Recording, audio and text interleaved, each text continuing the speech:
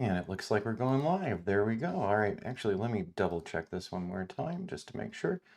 So, all right, live stream's looking good. And it says we are live. So here I am sitting here talking to myself. Sorry about that, everybody. So doing a new live stream today. Usually I do these a little later in the afternoon. And I don't always get to do my Wednesday live streams, but wanted to do something a little different today. And so as you've seen, we're talking about utilizing the Theta Z1 again. I just did a video about my Theta Z1 workflow for generating 360 images from Ricoh's Theta Z1. So why am I doing one of these again?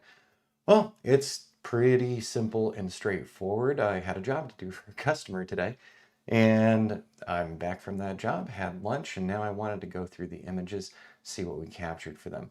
So another local business here in town, the Frame and I in downtown Prescott, they're one of my clients, and they wanted to do some new video of the interior of their gallery and framing shop. And they also wanted some new stills, and I said, hey, let's do some 360s as well, and we'll integrate a lot of this stuff. And it's a relatively small space, so it's not a big walkthrough or anything. But I thought you'd like to see, what happens when I get back from a job site. If it's not lunchtime, normally I plug everything in and I start looking at it right away. In the case when I got back today, it was lunchtime and I was starving.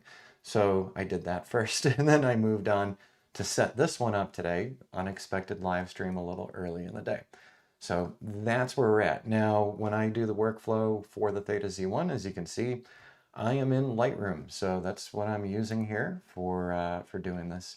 And right in front of me, I've got the Theta Z1 in its happy little case here, nice little squishy case. And I'm gonna just go ahead and plug this in. And this is gonna take a moment. So I'm just waiting for the Theta Z1 to power itself up. And little blue lights flashing, but I've got to wait a moment more or so.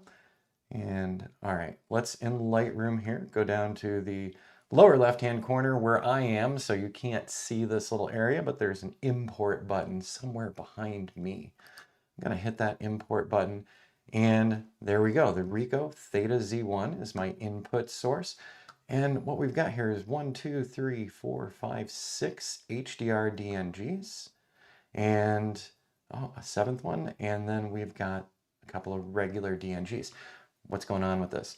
Well, first off, I use the dual fisheye plugin for the Theta Z1, and I set it to do an HDR DNG merge, and I set it for 5 brackets. So it goes from underexposed to overexposed.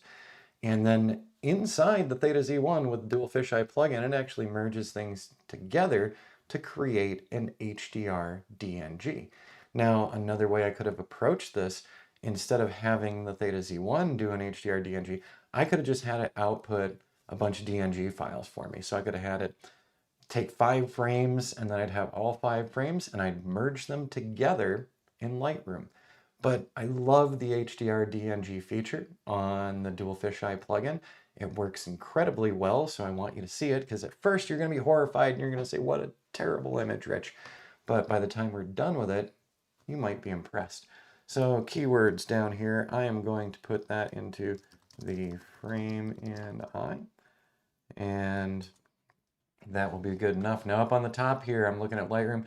So I am taking the images from the Ricoh Theta Z1, I am copying them, and I'm copying them over to my BenQ drive. So I labeled one of my drives BenQ, and it's going into my Mac Mini collection. So that's perfect.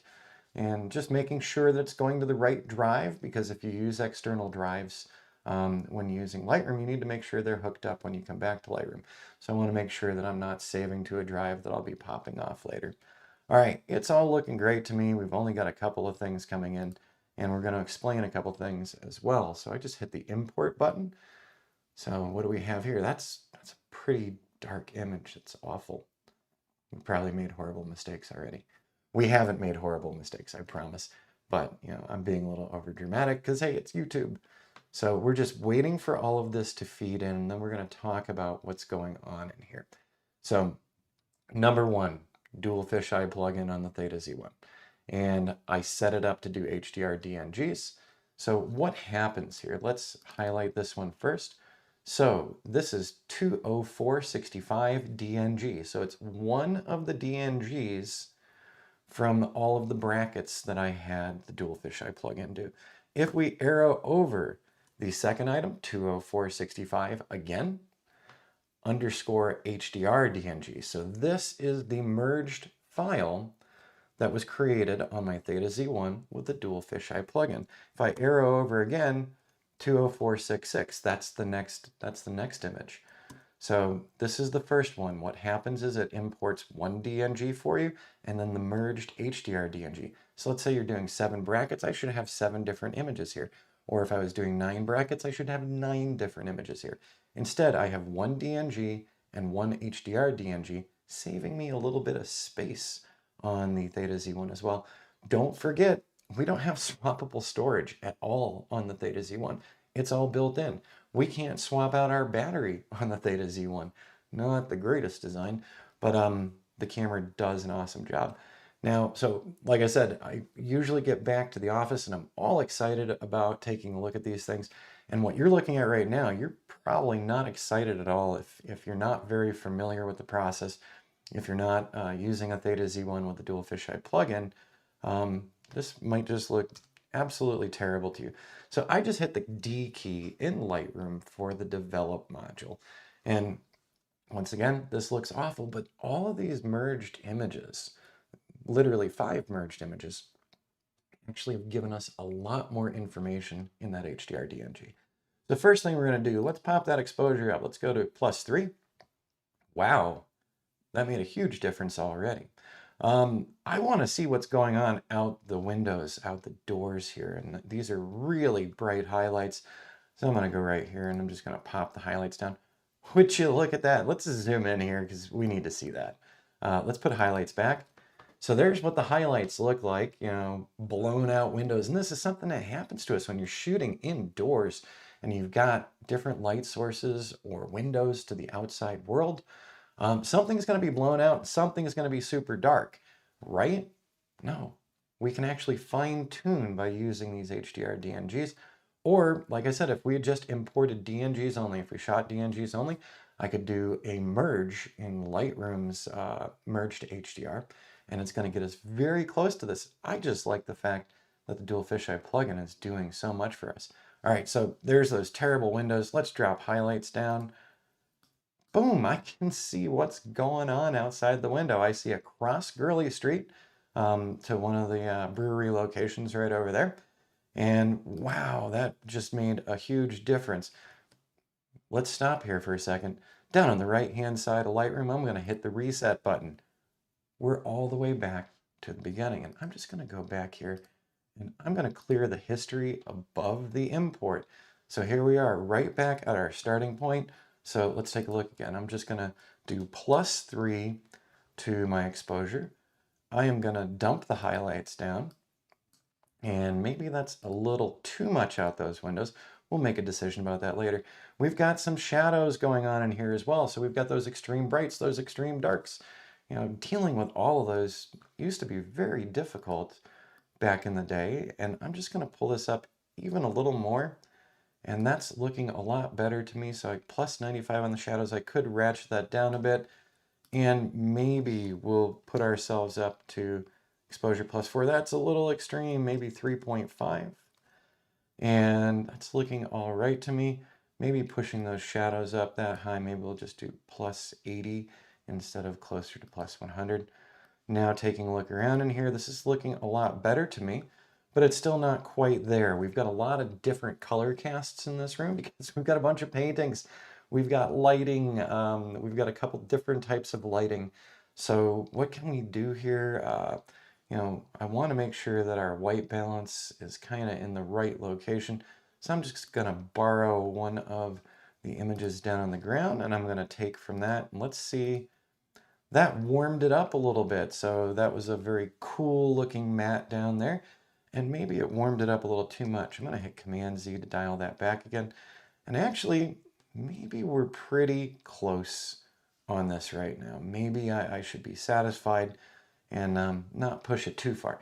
But, you know, we want to keep the reality of the day kind of consistent in here.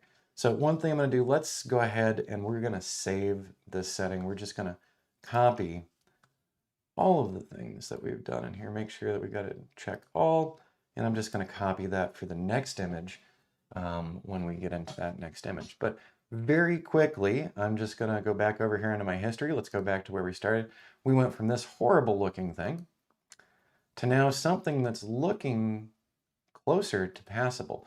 Once again, I don't think I'm thoroughly satisfied with the white balance yet. I think maybe it could warm up just a touch, but not by too much. Let's put that to, let's put it down to 4,300, shall we? Let me just type that in here, 4300. There we go. And because there is a lot of warmth in here as well, which is what you're going to see when you walk into there. We've got these wood floors here. So yeah, maybe this is pretty close for us. And once again, I'm going to copy those settings. There we go. So HDR DNG number 1 is done. We could then go and let's take a look at the next one, 466. And there's the HDR DNG 466. Let's hit the develop module really quick. And once again, down lower left-hand side, go figure. My face in the background here is blocking a little bit on the screen for you. I do apologize. But behind me is a button for paste. So I copied the settings, and now I'm going to paste the settings to carry through on 466. That's looking pretty good. You know, we can fine tune these things after, but you see how you can really speed your workflow along very quickly and very simply. Let's arrow over again to the next one, 467. So we did move the camera further into the shot. Now let's get that HDR DNG. Once again, lower side here, the paste button's hidden behind me. I'm going to hit that paste button, and that's looking pretty good, but maybe those highlights are a bit much coming through that door, so maybe I'll do some additional work on that afterward. Once again, I'm just going to arrow over here because we're speeding along. We're checking out what we've got, and if we even like it a little bit, I'm going to hit that paste button again. It's hidden under me. Looking pretty good. Let's take a look around in here. And, you know, so many colors, so many frame types, so many color casts. This is where, you know, you're going to have to use some of your own tastes and preferences. I'm curious. Let's go down to the baseboard and let's use that for our white balance. And so that dropped it to, it kept it around 4,100 here. Very, very interesting. So that baseboard, if I'm using that as a reference, is a pretty good reference point. Once again, I'm going to arrow over 469. So there's the 469 HDR DNG. Hidden underneath me is my paste button. And I'm going to go ahead and hit paste again. And so now we're in a different part of the gallery area. I'm going to arrow back one more time to the next HDR DNG, quickly paste that again.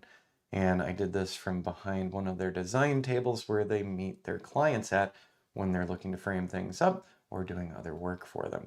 So one more image that we did, we went into part of their workspace, and we're just going to paste that again. And so this is in the back office area. This is where they do some of the framing. In the room behind that, which is over here, they've got the big equipment, the big saws, and the dust removers and vacuums and things in the back area. So they do it all. The Frame and I actually is a really great custom framing shop, and they also do image retouching. They've recently acquired a wide format printer. Hey, I used to have one of those too. So they've been doing a lot of extra services for their customers in the past couple of years. Hence why we're going back in and doing a new video, and we're going to do a little voiceover with the owner, and we're going to have a little bit of 360 touring going on for them. So like I said, very, very small business size, not a lot of walking around here. So we can get through the store very quickly. And so we didn't need a bunch of images generated for this. So with that in mind, we kept it low. We only did 7. And that is enough to give a pretty full tour through the entire work area, both the front end gallery and then the workspace itself. So as you saw, this did not take me long to adjust these HDR DNGs from horrible to something that's most likely usable. Once again, I can work on the color casts a little more, but I can also work on them after I've stitched this stuff together. So let's go up. Actually, I can do it right here. Let's right click in the Lightroom window.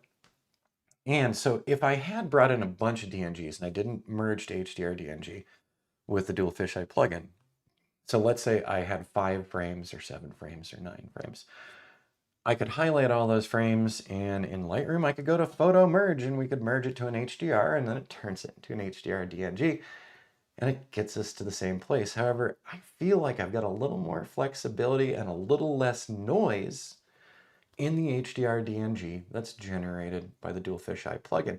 Maybe it's just me, maybe it's just my perception, but I have found that these seem to be very, very clean images with a low amount of pixelation, even when you're pumping shadows up, even when you're pushing the exposure up a bit.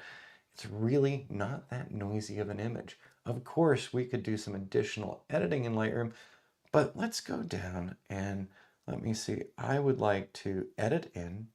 And so I've got my edit in Photoshop 2022. Hey, that just came out recently. And it just got installed on my computer recently. A lot of new features in Photoshop, a lot of new features in Lightroom. And let me know if you ever want me to do some walkthroughs on those things. There are so many people out there doing Photoshop tutorials all the time. It's such a crowded market space, but if you like the way we do things here, I'd be happy to do some more instructional videos on working with Photoshop and Lightroom as well. So I'm not going to be editing in Photoshop. I'm going to edit this in the Ricoh Theta Stitcher. Now, you know that I just recently did a new video on my workflow process because it's just a couple of days old. And like I said, I came back from doing my job and I thought I'd share this one with you. But there is now a new standalone Stitcher available for Ricoh, so you don't have to use Lightroom. But if you don't want to give yourself giant freaky headaches, using Lightroom is the way to go. It is the recommended workflow from Ricoh. It's my recommended workflow as well. All right, so we've got this set up to where we're going to create a copy with these Lightroom adjustments. We're going to have this in a TIFF file format. We're using the color space sRGB, 16 bits, and the resolution of 240. I'm going to go ahead and hit that edit button. And now we're going to be patient, happy people here who are waiting for the Theta Stitcher to come up. You will notice that on this particular computer, I have the Ricoh Theta Stitcher version 2.20.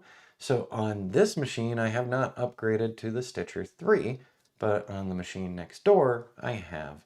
And that's what we used for our recent update to our class over on Udemy and Teachable. So we've updated the Theta Z1 class with the standalone Stitcher as well. I didn't want to put it onto this machine, so I didn't. Like I said, second machine's right next door to me. If I need to use it, I can.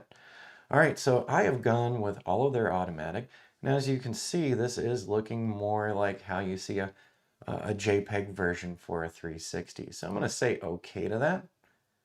And after saying OK to that, we're going to have our new HDR TIFF. So there we go, 465_HDR edit TIFF. All right, this is what it's created for. So we could do some additional editing in here. We could fine tune things, especially on that white balance in the building, if we're still not super satisfied with that. So we could go ahead, edit in Lightroom, or we could edit in Photoshop, or in this case, what I'm going to do is I'm going to export this out to my desktop here. So I'm just going to throw it into my folder called MLS full size. And just because it's a folder sitting on my desktop right now. Normally it's not where I would be putting this one. Let's go ahead and hit export. Let's make sure. So we put it in a subfolder called MLS full size. And let's make sure I didn't change image sizing. I didn't. I'm going to hit the export button here. And it is already done exporting. So that's awesome. And I have to hide the chat window for just a moment, because I need to go to that folder, MLS full sized. There's our new image. And what I'm going to do here is I'm going to drag that down onto Affinity Photo. So I do like utilizing Affinity Photo for the final touches on my 360s now. And we're not going to restore that last one. We're just going to go ahead and ignore that. And remind me later, so there's an update I need to do on Affinity. So I do use Affinities for doing some of the final touches in here when we're just about ready to put these out to a 360 viewing application like Kula or Theasis, or, you know, there's so many 360 platforms now. But anyways, the reason why I like bringing this into Affinity is simply because of one item, the live projection item. Because if we do the equirectangular projection, we get to see this 360 as a 360, which is awesome. So if I start scrolling in here, that's looking a lot better to me, and maybe I was being a little too picky about the color temperatures. Like I said, I spent a couple hours over there this morning, so I do have a very good feel for the lighting in there, and this is looking very realistic. We even have some great visibility out the front window as well. And let's talk about, so Rich's number one reason for utilizing Affinity. I have to say that their in-painting brush tool is incredible. Now, one of the folks, whoops, my apologies, potential spam call coming in there. One of the reasons that I started using Affinity was thanks to one of the folks on my Patreon channel. They asked me if I'd ever played around with it, and I said, you know, I honestly haven't. Now, I'm going to go back to layer. We're going to remove that live projection, but we did get rid of my little monopod stand there. We could also put labels in here. So once again, we could go back to that layer and equirectangular projection again. And we could look around in here and we could pick an area to edit. We could drop some text on this particular wall right here. Maybe put some information about some of the paintings and ink drawings that are on that particular wall. We could put labels over here for, you know, for whoever's doing this handcrafted jewelry. We could put labels around on the paintings as well. And we can do that easily. I could just go over and grab the text tool, pop this on here now, and know that I'm getting to look at this. We're getting real-time feedback here for where we're placing things. So I absolutely love this feature on Affinity. And if you're doing a lot of 360s, yeah, Photoshop and Lightroom, totally recommend them. But I would say Affinity is a must-have as well for doing those last simple cleanup items. And as you look around Affinity, you'll start saying to yourself, wow, this feels a lot like Photoshop, because it feels a lot like Photoshop. So once I'm done with this one and I've cleared this out and I've made the changes I want, I could then upload it to one of those 3D viewing platforms that we talked about. Now, what I'm going to do here instead is I'm going to go ahead and close this because I'm not saving anything yet. I'm going to go back through and take a little more time afterward. But I wanted to walk you through the main portion of this, and the whole reason I wanted to walk you through this was to show you how quickly this workflow can go. And if you do have consistent lighting, consistent color casts, once you get an edit spot on where you want it in Lightroom, you can most likely go through and paste it across the rest of those images. So let's take a look here real quick, shall we? So there's 465 DNG, there's 465 HDR edit, and there is 465 HDR DNG. If I arrow over again, there's 466, and there is that HDR DNG that correlates with it. Once again, just like last time, and we'll be wrapped up with this really soon, but just like last time, let's go ahead and throw it into the Theta Stitcher, and we'll see what comes out of it. By the way, if you didn't know, for our online courses, we do have a class about the Ricoh Theta Z1 that I made some months ago because I wasn't finding everything in one place for myself. So if you are interested in the full course and everything that we talk about with the Theta Z1, because this is just a fraction of what's going on with that camera, look down in the comments below and you will find the link along with a discount coupon code. So for our YouTube subscribers, we always like to do something a little extra for them. All right, I'm going to say okay to this. This is looking all right to me. And this is going to be re-imported as an HDR edit TIFF. So once again, there we go. So I'm just speeding along here. And let's get through that. And now we've got 67, HDR DNG 67. So let's go ahead, right click on this one. You know, I'm going to hit develop module. This is looking a little too warm for me. So maybe that 4100 was spot on. Let's let's take that down even a touch more. Probably not too much more. I'm going to put it back to 4100. And yes, if you're asking yourself, does Rich talk to himself like this when he's working on projects for his clients?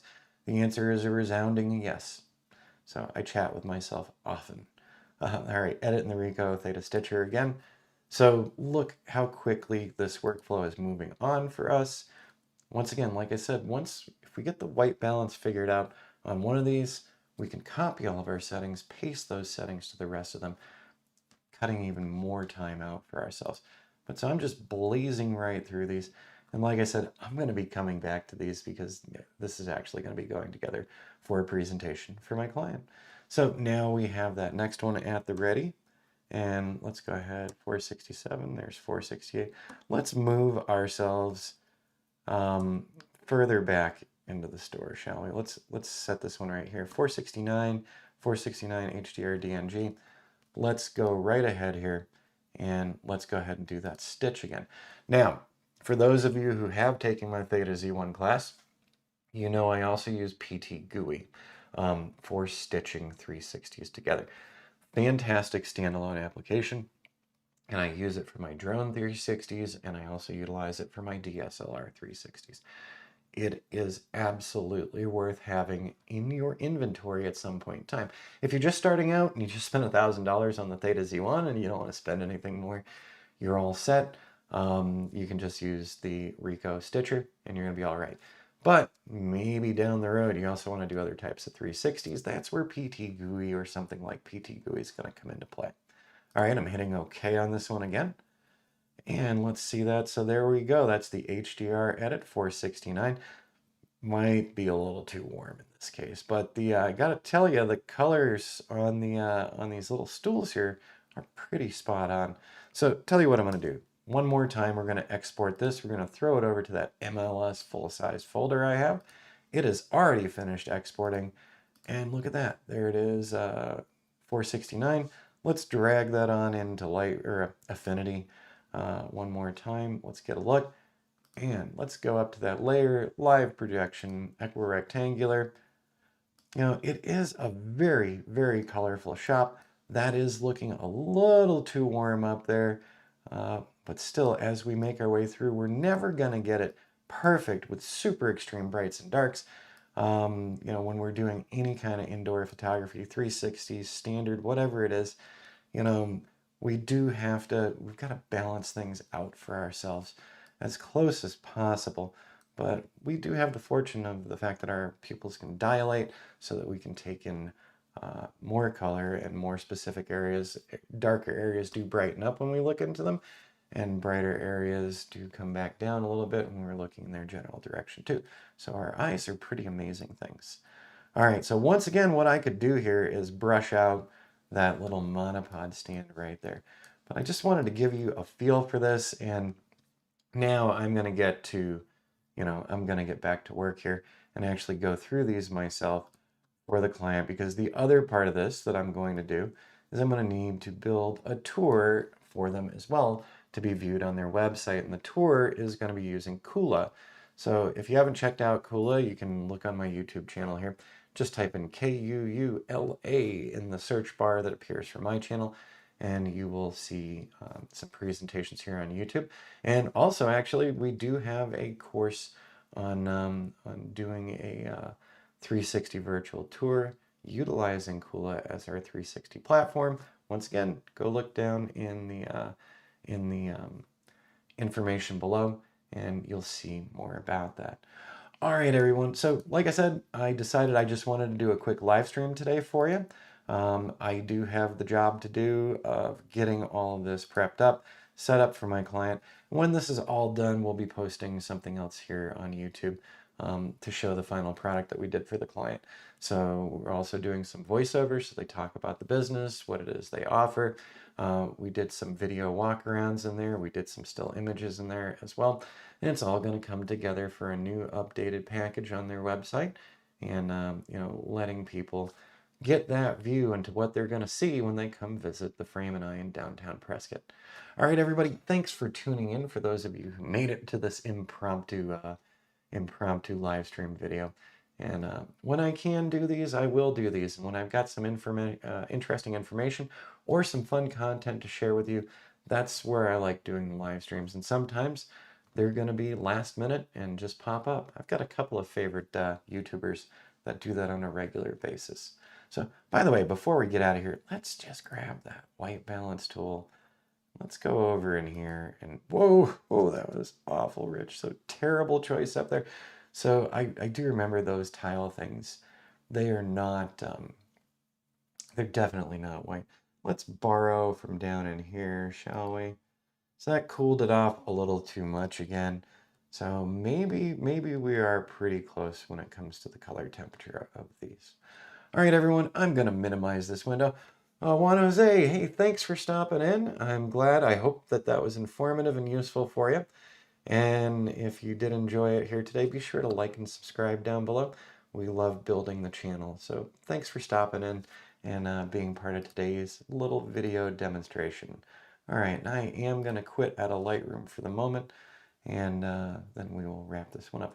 All right, everybody, have a great rest of the week. I hope you're having a good one, and I hope you're staying busy as well. We'll see you again real soon, everybody.